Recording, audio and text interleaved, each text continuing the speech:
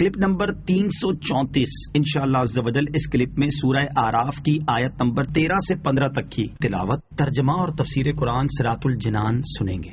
بسم اللہ الرحمن الرحیم، اللہ کے نام سے شروع جو نہایت مہربان رحمت والا ہے۔ قال فاهبط منها فما يكون لك أن تتكبر فيها فاخرج إنك من الصاغرين۔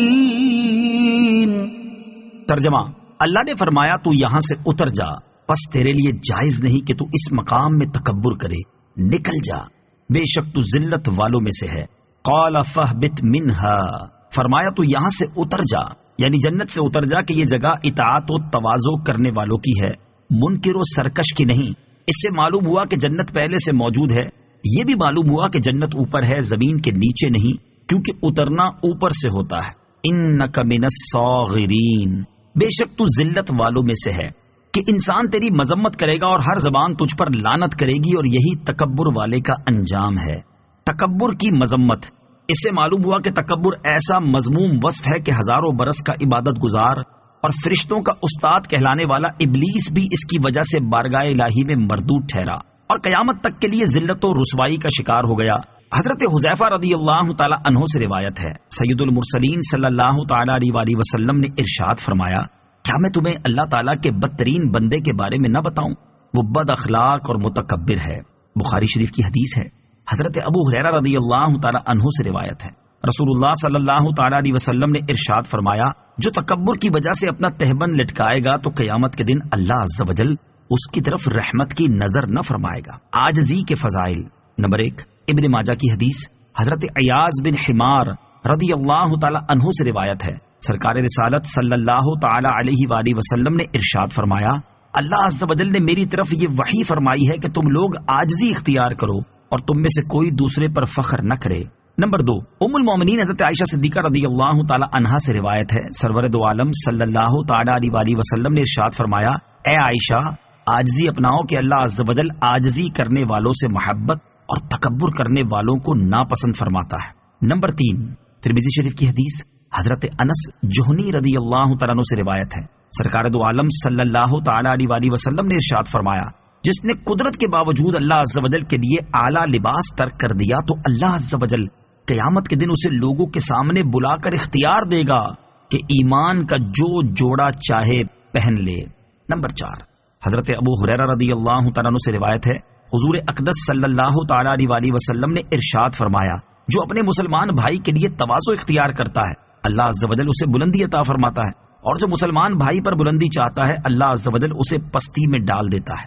فاروق اعظم رضی اللہ تعالی عنہ کی عاجزی، جب حضرت عمر فاروق رضی اللہ تعالیٰ عنہ شام کی طرف تشریف لے گئے تو حضرت سیدنا ابو عبیدہ رضی اللہ تعالیٰ عنہ بھی ان کے ساتھ تھے، یہاں تک کہ آپ رضی اللہ تعالیٰ عنہ ایک ایسے مقام پر پہنچے جہاں گھٹنوں تک پانی تھا۔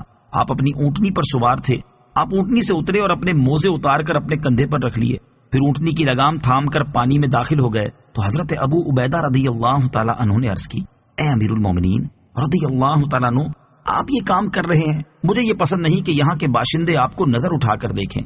حضرت عمر فاروق رضی اللہ تعالیٰ عنہ نے ارشاد فرمایا، افسوس اے ابو عبیدہ، اگر یہ بات تمہارے علاوہ کوئی اور کہتا تو میں اسے امت محمدی صلی اللہ تعالیٰ علیہ وسلم کے لیے عبرت بنا دیتا۔ ہم ایک بے سور و سامان قوم تھے، پھر اللہ تعالیٰ نے ہمیں اسلام کے ذریعے عزت عطا فرمائی۔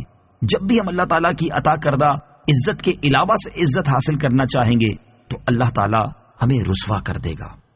قال انظرنی الی یوم یبعثون قال انک من المنظرین۔ ترجمہ، شیطان نے کہا تو مجھے اس دن تک مہلت دے دے جس میں لوگ اٹھائے جائیں گے۔ اللہ نے فرمایا تجھے مہلت ہے۔ قال انک من المنظرین، فرمایا تجھے مہلت ہے، یعنی پہلے نفخہ سور پھونکنے تک تجھے مہلت ہے۔ اس مہلت کی مدت سورہ حجر کی ان آیات میں بیان فرمائی گئی۔ قال فإنك من المنظرين إلى يوم الوقت المعلوم. ترجمہ، اللہ نے فرمایا پس بے شک تو ان میں سے ہے جن کو معین وقت کے دن تک مہلت دی گئی ہے، اور یہ نفخہ اولا کا وقت ہے جب سب لوگ مر جائیں گے.